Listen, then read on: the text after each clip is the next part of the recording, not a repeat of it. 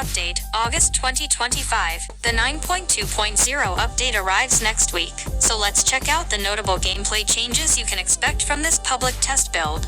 Plus, stay tuned for next week's PTB patch notes where we'll share the precise values that are changing for each of the topics below. Read on for all the details. New features. Slugging reduction update. If a survivor is left in the dying state for a total of 90 seconds during a match, they gain the ability to pick themselves up after fully recovering. Added the option to enable or disable this mechanic in custom games. Note, perks that enable you to recover from the dying state, like Boon Exponential, will continue to function as before, without needing to meet this requirement. Gradually increases crawling speed for survivors who are left in the dying state. Added the ability for survivors to recover while crawling.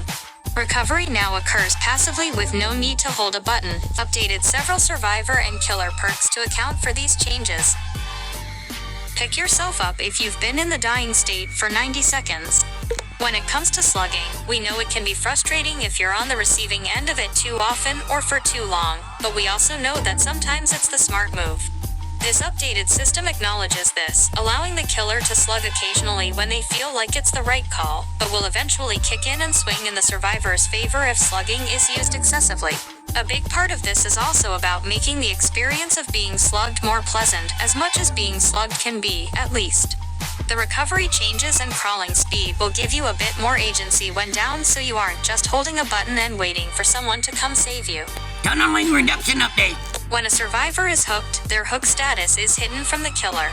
When they're unhooked, there is no notification and their hook status isn't revealed immediately. This is disabled once all generators are completed. Unhooked survivors gain the following effects for a limited time: haste, endurance, and elusive. See below. Status effects.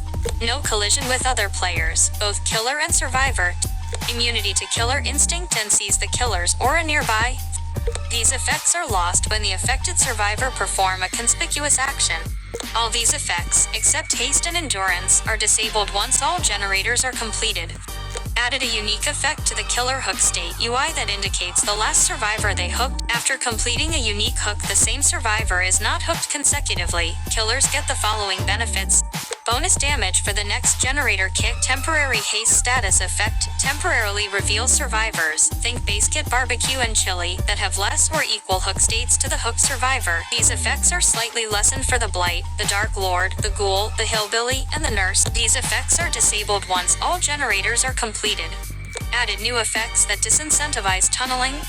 If a survivor dies before 6 total hook states, all remaining survivors gain a repair speed bonus for the rest of the trial. If the survivor that was last hooked is sacrificed or killed, generators cannot be regressed or blocked. Added the option to enable or disable these new mechanics in custom games. Updated several survivor and killer perks to account for these changes. It's no secret that tunneling can be seen as an efficient way to play for killers. While this can be true, it's also true that the results of this can be frustrating for survivors, leading to trials ending too quickly for some, while leaving others to fend for themselves in a match that is now much more difficult. The intention here is for both roles to feel the benefits and incentives that come from spreading hook states. On the one end, survivors have better opportunities to evade and reset after unhooks, while also limiting those tough situations where losing a survivor too quickly causes things to go south quickly and snowball. On the other end, killers are able to apply more map pressure to push back against efficient teams, covering ground post-hook and strengthening gen regression. Elusive status effect. Added a new status effect that silences grunts of pain and suppresses survivor aura, pools of blood, and scratch marks. To start, we'll be using this new status effect as part of the tunneling reduction update, but plan to integrate this into relevant existing perks down the road to make their descriptions more streamlined. Arguably the easiest way to look at this is a survivor version of undetectable, in that when it's active, you know you're in stealth mode. The Tomes lure update. Updated the Tomes menu to feature new tomes and accompanying lore alongside each chapter release. New lore is unlocked each week within the active tome. Ever since we reworked the tome, we've seen how much you've yearned for more lore. We're happy to share that beginning with 9.2.0, lore is back. While previously, lore was tied to challenges, we want all players to have a chance to immerse themselves in these stories, so we've shifted to a weekly unlock.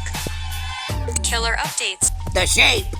Replaced Evil Within with 2 modes that can be toggled with a button press. 4.2 meters/s movement speed, undetectable, and can stalk survivors. 4.6 meters/s movement speed, 24 meters terror radius, increased vault speed, bonuses to lunge range, break speed, and stun recovery, and cannot stalk survivor. Mode can be triggered at will, granting the following effects for a limited time. 4.6 meters/s movement speed, 40 meters terror radius, and an increased vault speed. Unlocks slaughtering strike ability. Hold the power button to charge this ability, reducing movement speed. Press the attack button while charging to quickly lunge forward, adjusting your angle as you move. The length of the lunge depends on charge time. If a survivor enters the killer's attack range while lunging, they are knocked into the dying state. This ability can also be used to destroy pallet. Unlocks the ability to grab and kill or perform a regular mori on survivors who would die the next time they are hooked. Adjusted some of the mechanics of stalking. Removed the limited pool of stock points per survivor. Reduced stock range to 32 meters and removed distance modifier. Moving while stalking has increased movement speed, but incurs a reduced stock rate. Reworked his add-on, Slaughtering Strike in action.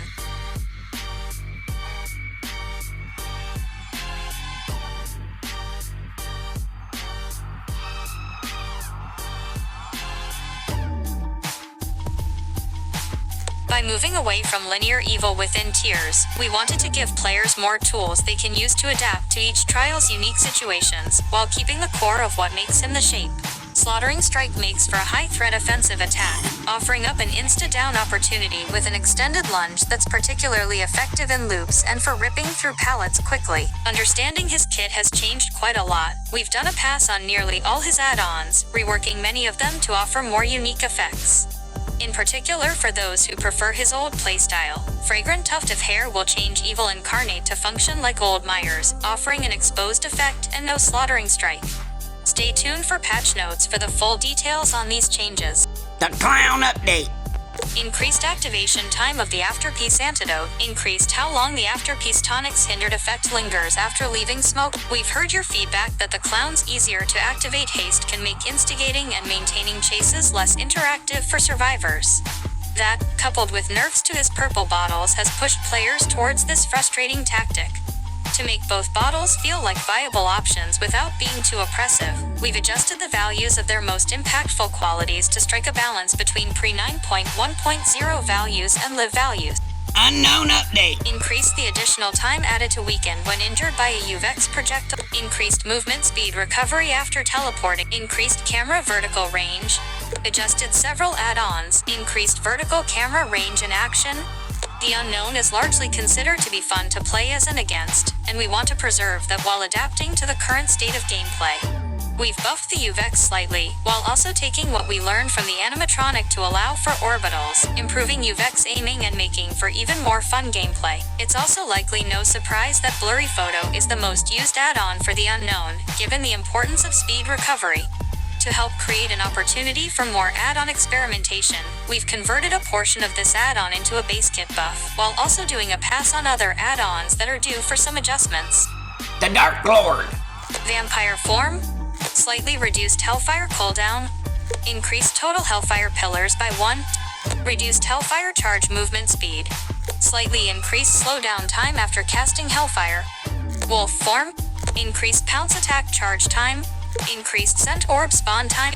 Bat Form. Increased movement friction to make flying easier to control.